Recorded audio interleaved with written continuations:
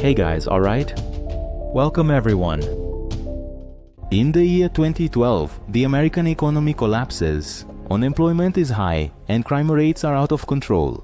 The prison system is nearly bankrupt, so private companies now run all the prisons in search of profit. Terminal Island Penitentiary broadcasts a series of live fights on an internet program. Prisoners fight to the death, and it becomes a much discussed topic. The problem is that the public soon gets bored with the fights and starts wanting more. And that's how Death Race is born, a show where prisoners run to death in specially modified cars. The winning prisoner gets his freedom back and can leave the prison. In a certain one of these races, only 2 cars remain. One is driven by the masked prisoner codenamed Frankenstein and his navigator Casey. The other car is driven by Frank's rival, Machine Gunner Joe. Both are approaching the finish line and ready to do anything to win.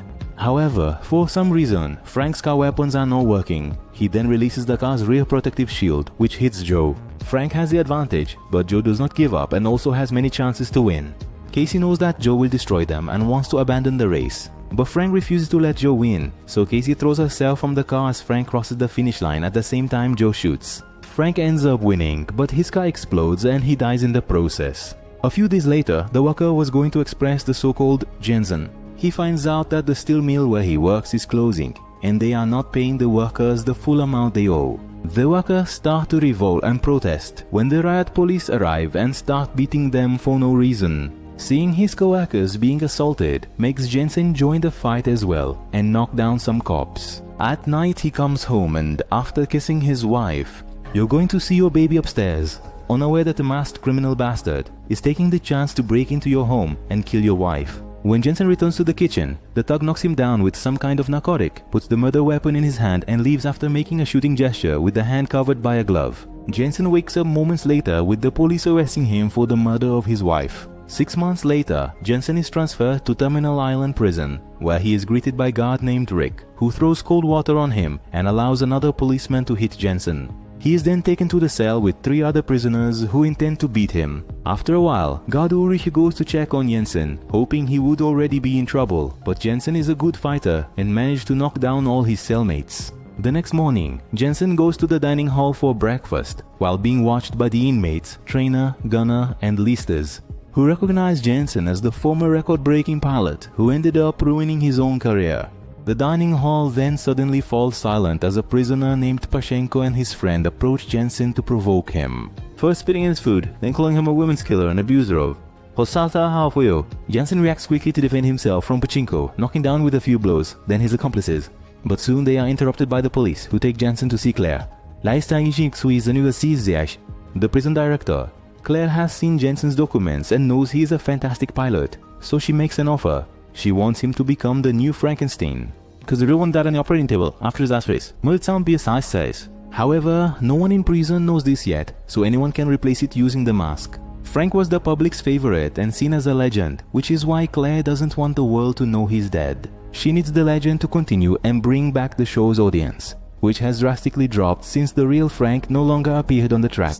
The rules say that if you win 5 races, you get your freedom back. So Jensen just needs to win 1 more race, because Frankenstein had already won 4. Jen, you're still not sure if it's worth risking your life on a belt. But Claire threatens to put him in solitary if he doesn't accept, since this would prevent him from telling other people about Frank's death. Jensen then has no choice but to agree to take his place. He is then taken to the prison workshop, where he is introduced to the coach and his men, who are the mechanics in charge of Frankenstein's car and who will teach Jensen the basics. Each team has its own pit stop and no one helps anyone. In the workshop there is a large space where Claire has been building something in secret for a month. The only ones who will know that Jensen is a new franchisee are his team and very few guards, as Claire holds absolute power in that prison. The coach shows Jensen and the car he will drive, a modified Mustang V8 Fastback. He comes with a variety of defense and attack devices, but is not loaded with ammunition, only on the day of the race, so that the prisoners cannot use the vehicle to try to escape. In fact, escaping is impossible because the prison is on an island, so the only way out is through a small bridge that would be full of police cars and helicopters at the first suspicion of escape. Jensen learns everything he needs about the car, and he and his team talk in the prison yard. The race has 3 stages. During the first 2, he should try to get rid of as many opponents as he can, And during the third stage, the secret is speed to get to the finish line. All pilots have a navigator companion, who are women brought from the women's prison. The only exception to this rule is Joe, who prefers to have a teammate as a navigator rather than a girl because he drives so fast that he makes the navigator sick. So Lister shows Jensen other important pilots who are in the yard with them. 14K, a MIP graduate triad member, Hector, a psychopath who adores director Claire, Pachenko, leader of the prison's Nazi remand, and Travis Coach, a former famous NASCAR pilot. The conversation, however, is suddenly interrupted when Joe and his team come to offend Jensen and leave a message for Frankenstein, saying that this race is just between the two of them. At this moment, Anvan brings back some inmates who have been doing work outside the prison, and Jensen notices something peculiar about his wrists. They have GPS tracking bracelets, and this makes Jensen remember that the man who killed his wife was also wearing a bracelet like that. When the day of the first stage of the race finally arrives, Jensen receives Frank's clothes, the mask and even the locket. And his mere presence in the race brings back all the spectators the show had lost. The coach tells Jensen not to talk to the other pilots because Frank didn't usually do that. It was part of his mysterious personality. But he can take off his mask inside the car if he wants, because the windows are mirrored, and Casey also knows his secret. While getting ready, Jen wonders why Casey was arrested, to which she admits to having killed her ex-husband policeman. The race then begins, and as weapons only activate on the second of 3 laps, the beginning is not too violent, although the drivers still try to push each other off the track. Thanks to Casey's knowledge of the place, it's easy for Jensen to stay in front with Joe, overtaking him when Casey points out a shortcut he could take. There Claire activates the shield and weapons, which are ground buoys. The pilot needs to pass with all 4 wheels over the manhole to activate the car's devices. Fire breaks out on the track, and when Claire also activates the death drains, Green kills a weaker driver, pushing his car against activated obstacles. He also makes Joel stay behind after draining the oil in his car. But he loses the race when 14K pushes him off the track with a missile and Joe runs him over. Meanwhile, Jensen manages to activate the weapons, but the machine gun gets stuck. So Casey leans out to fix it, thus causing the other pilots to focus their attention on her with the weapons. Jensen's skills allow him to dodge the traps and return safely to the passenger seat. They then steal the defense sewer that was for the coach, but just as happened with Frank, none of their defense systems work, and the rear shield cannot hold on for much longer. Luckily, Jensen thought of a plan just in time. He makes Casey drop the napalm and sit in his lap so he can launch Casey's bench with the napalm on top.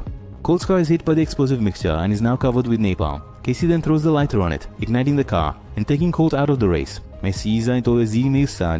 Colt is out and Jensen goes back to face Joe, but is suddenly distracted by Pachinko, who strangely makes the same gesture as the man who killed his wife. Joe takes advantage and pushes Jensen's car, causing him to come last while Pachinko comes in first place. 3 pilots are dead and 6 remain for the second stage. The coach and his men check the car and realize that the devices are working correctly, and so he does not understand why they were not activated when needed. Jensen goes to see Claire to say that he will no longer participate in the race because he knows that Pachinko killed his wife and all that was an apple to incriminate him, so Claire could continue. Get a new driver to replace Frank.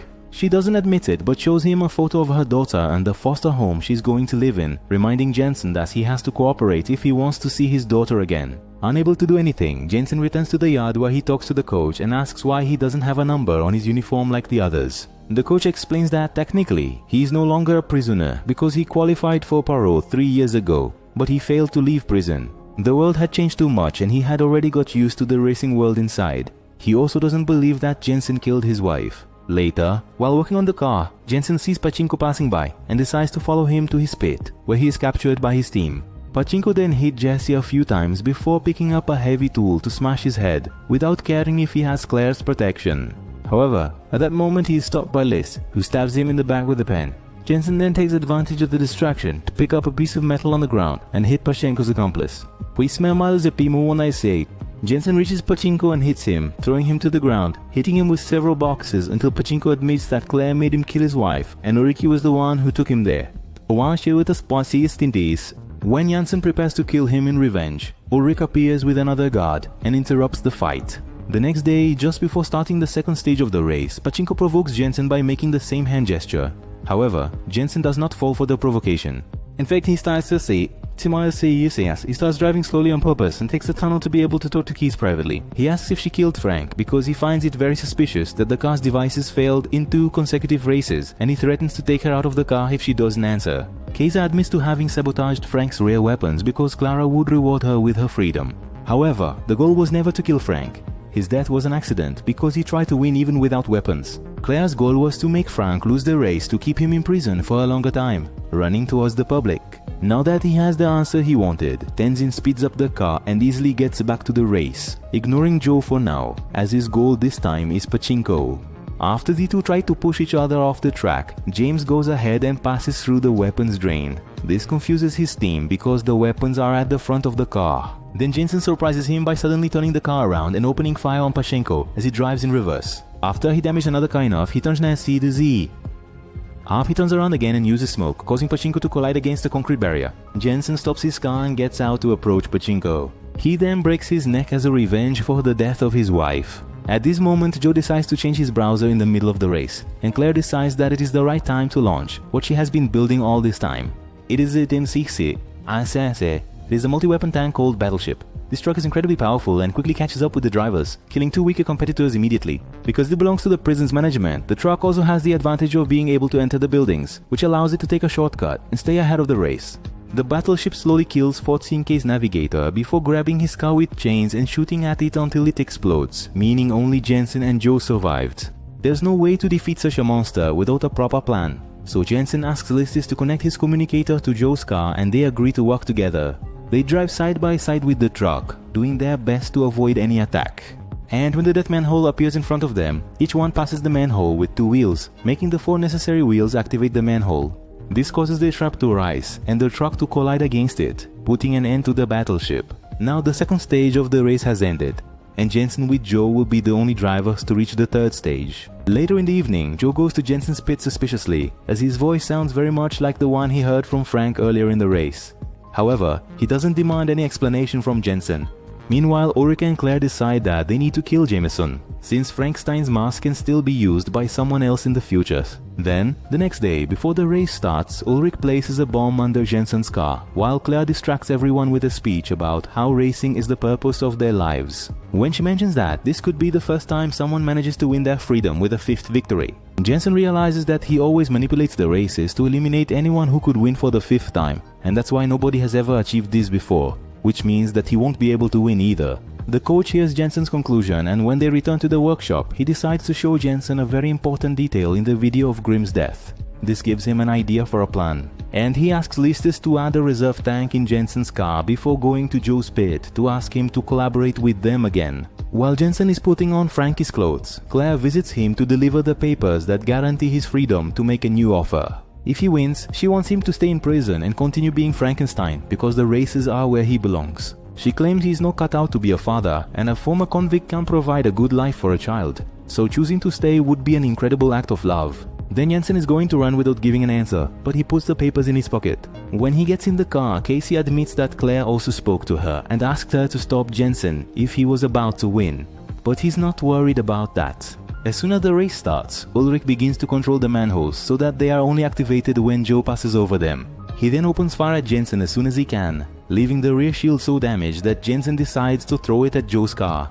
But Joe easily dodges the shield, having already learned this trick when Frank did the same. Clara then activates a defense manhole for Jensen to keep the spectators interested, but Joe launches a rocket at it, thus destroying it. He has more rockets to launch, and he fires all of them at Jensen, who dodges and makes them hit a wall.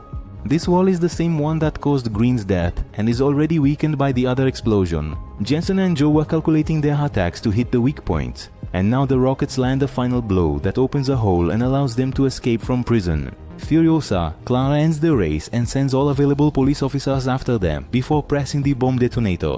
But nothing happens because the coach and his men had already removed the bomb from the car and deactivated it. Joey Jensen has reached the bridge, but the police cars are already approaching. So this is the time to put the next part of his plan into action. Jensen releases the reserve tank that hits the cars behind them, causing an explosion and a wall of fire that prevents the other police officers from continuing to drive. Both convicts manage to cross the bridge gates and follow 2 different roads, and so all helicopters only follow Jensen, who is the most important of the 2. As Joe leaves, Casey agrees to help Jensen with the last part. Part of her plan, because she owes it to Frank and Claire, has already given her the fee that guarantees her freedom, and for that reason they will be obliged to let her leave prison. When they pass a construction crane, Jensen jumps out of the car into the shadows and hides while Casey takes his place at the wheel. She can only drive a few more kilometers before the helicopter stops her with a fire appliance. But when she gets out of the car with her hands up, she is wearing Frank's clothes and mask. Since most people don't know about the identity swap, the police arrest her and take her back to prison,